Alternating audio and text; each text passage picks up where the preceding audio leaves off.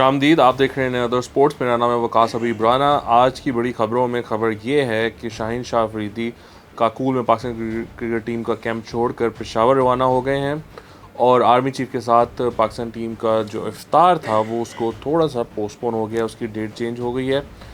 इसके साथ साथ जोफ्रा आर्चर के बारे में खबर आई है कि वो टेस्ट मैच क्रिकेट में वापसी 2025 से पहले नहीं कर सकेंगे। और जो बड़ी खबर है वो ये है कि पाकिस्तान और न्यूजीलैंड की सीरीज़ की टिकट्स आज से फ़रोख्त के लिए अवेलेबल है। तो शुरू करते हैं शाहीन शाह अफरीदी से। Shaheen Shah Afridi has left Kakul camp and went to his home ground which is Peshawar. वो पेशावर गए हैं, लेकिन इसमें बहुत सी चहमगोइयाँ हो रही हैं कि जी उन्होंने कोई नाराज़गी की वजह से वो चले गए हैं, कैंप छोड़ के चले गए हैं, उनको कैप्टनसी से हटा दिया गया, इस वजह से वो चले गए हैं। लेकिन ऐसा मालूम नहीं होता। पीसीबी ने इसके बारे में बताया है, सोर्सेज ये क्लेम कर रहे हैं कि ऐसा मामला नहीं है, वो पीसीबी से इजाज़त लेकर गए हैं। ग़ालिबन उनकी कोई फैमिली कमिटमेंट है जिसकी वजह से वो गए हैं और he will be back for the iftar with the chief of army staff. तो आर्मी चीफ के साथ जो इफ्तार था वो पहले 7 तारीख को होना था, अब वो 8 तारीख को होगा। तो मंडे वाले दिन ही will be back for that.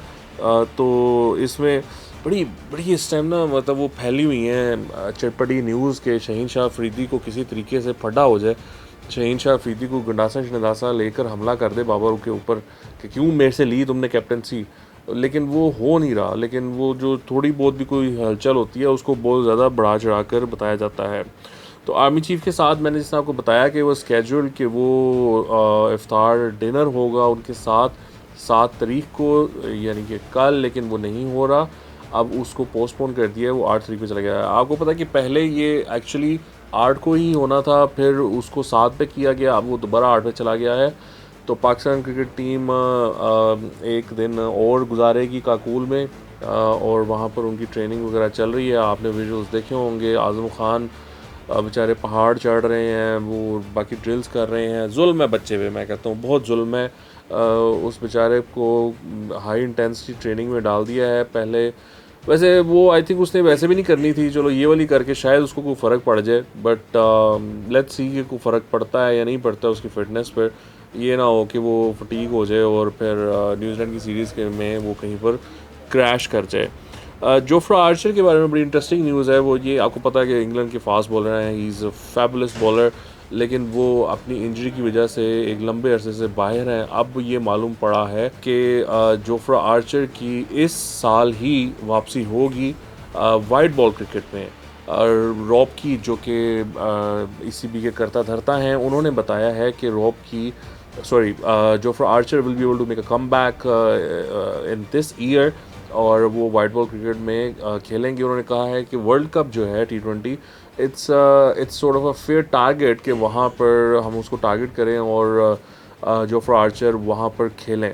So let's see if he is able to do that और not, but we wish him good luck. और उन्होंने ये भी कहा है कि जो 2025 की एशेज़ सीरीज़ होगी, most probably he will be playing in that.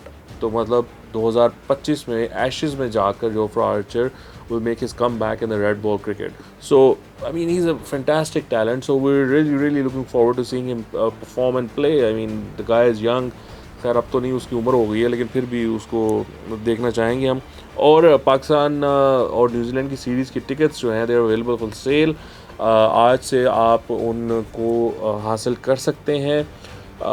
TCS के जो ऑफिसेज़ हैं वहाँ से आपको ये लेनी पड़ेंगी tickets. Even if you book them online you'll have to visit the TCS office और वहाँ से लेनी पड़ेगी। और जब आप ग्राउंड पे भी जाएंगे तो आपको फ़िज़िकल जो एक्चुअल हार्ड कॉपी है टिकट की वो दिखानी पड़ेगी, कोई भी टिकट या उसकी फ़ोटोकॉपी नहीं चलेगी। So please make sure that you grab your tickets. And Rawalpindi में हैं और फिर लाहौर में है matches, and we are just hoping for some fantastic cricket. We are hoping that Pakistan performs well. पहले जब पाकिस्तान ने ट्रेनिंग कैंप्स किए थे आर्मी के, तो इन्होंने बहुत अच्छा परफॉर्म किया था, specially under Misbah when they went to England. और इंग्लैंड में उन्होंने लॉर्ड टेस्ट मैच जीता था, लॉर्ड्स में टेस्ट मैच जीता था। So you know the performance was really good back then. We are hoping that you know they will be able to perform well against New Zealand, and you know subsequently they'll be able to perform well in the World Cup as well.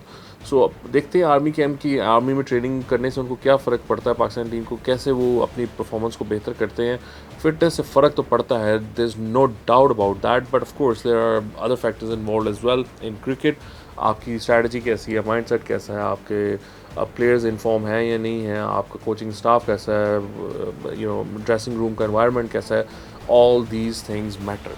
सो उसके लिए हमें इंतज़ार करना पड़ेगा कि हम results के लिए क्या रिज़ल्ट आते हैं। आज के लिए इतना ही। आपके देखने का बहुत शुक्रिया। खुदा हाफ़िज़।